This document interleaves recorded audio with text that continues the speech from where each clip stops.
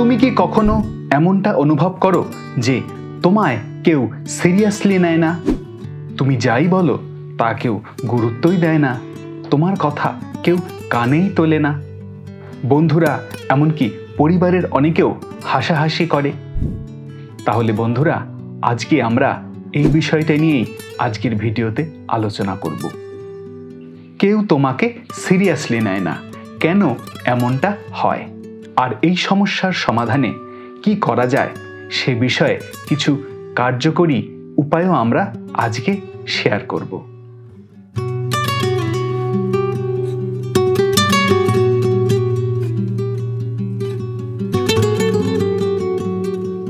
এই অনুভবটা আসলে কেমন লাগে? এই অনুভবটা ধীরে ধীরে মনের মধ্যে একটা হীনমন্যতা তৈরি করে। মনে হয় হয়তো আমার মধ্যে কিছু নেই, হয়তো সত্যি আমি অযোগ্য, হয়তো সত্যি আমি গুরুত্বপূর্ণ কেউ নই। আর এই মানসিকতা ধীরে ধীরে আমাদের আত্মবিশ্বাসকে ভেঙে দেয়, যার প্রভাব পড়ে আমাদের পড়াশোনা, সম্পর্ক, এমনকি ভবিষ্যৎ পরিকল্পনার উপরেও। যদি তোমার আত্মবিশ্বাস কম আছে বলে মনে হয়, তাহলে তোমরা ওপরের এই আই বাটনে প্রেস করে ভিডিওটি দেখে আসতে পারো। সেখানে আমরা আলোচনা করেছি আত্মবিশ্বাস কিভাবে তুমি বাড়াতে পারো। মানুষ কেন তোমায় সিরিয়াসলি নেয় না? এর পেছনে থাকতে পারে কয়েকটা সাধারণ কারণ, যেমন আত্মবিশ্বাসের অভাব। তুমি যদি নিজের কথা ঠিকভাবে উপস্থাপন না করো, তাহলে অন্যরা তোমাকে কেন গুরুত্ব দেবে? ব্যক্তিত্বের অস্পষ্টতা, যারা সব সময় হ্যাঁ বলে বা নিজের অবস্থান স্পষ্ট করে না, তাদের অবস্থানকে বা তাদের কথাকে অনেকেই কিন্তু গুরুত্ব দেয় না। এ বিষয়েও আমরা এর আগে একটি ভিডিও তৈরি করেছি, সে আলোচনা ওপরের আই বাটন থেকে তোমরা দেখে আসতে পারো। কাজের ধারাবাহিকতা নেই। শুধু মুখে বললেই তো হবে না, কাজ করে দেখানোটাও জরুরি। তোমার বলা কথার সাথে যদি তোমার কাজের মিল না থাকে, তাহলে তোমার কথাকে অনেকে হালকাভাবে তো নেবেই। পিছিয়ে থাকার ভয়। অনেকে ভাবে আমি তো সবার চেয়ে পিছিয়ে আছি, কে আমায় গুরুত্ব দেবে? আর এই ভাবনা থেকেই শুরু হয় আত্মগ্লানি। যদি তুমি নিজেকে সবার চেয়ে পিছিয়ে আছো বলে মনে করো, তাহলে সে বিষয়েও আমরা আলোচনা করেছি। উপরে আই বাটন থেকে এই ভিডিওটি তোমরা দেখে আসতে পারো।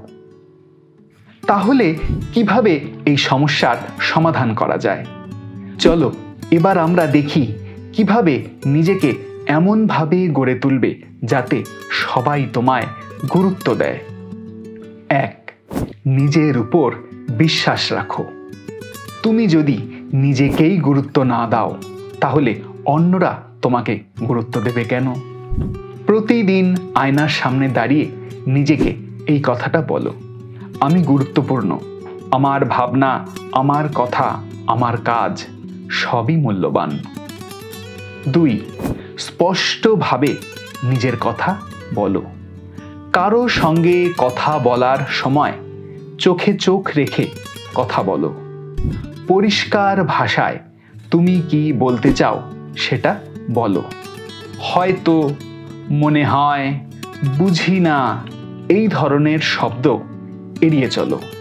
আত্মবিশ্বাস না দেখলে কেউ তোমার কথার গুরুত্ব দেবে না।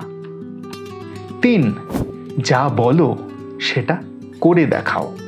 তুমি যদি বলো আমি এটা করব, তাহলে সেটা করে দেখাও। বারবার পরিকল্পনা করে ছেড়ে দিলে বিশ্বাস হারায় মানুষ। কাজ মানেই গুরুত্ব। 4. সবার মতো না হয়ে নিজের মতো হও। সব কিছুতে হ্যাঁ বলা, সবার মন রাখার চেষ্টা করা, এতে কেউ তোমাকে সিরিয়াসলি নেয় না। মাঝে মাঝে সময় মতো না বলতেও শিখতে হবে। নিজের মত প্রকাশ করতে শেখো।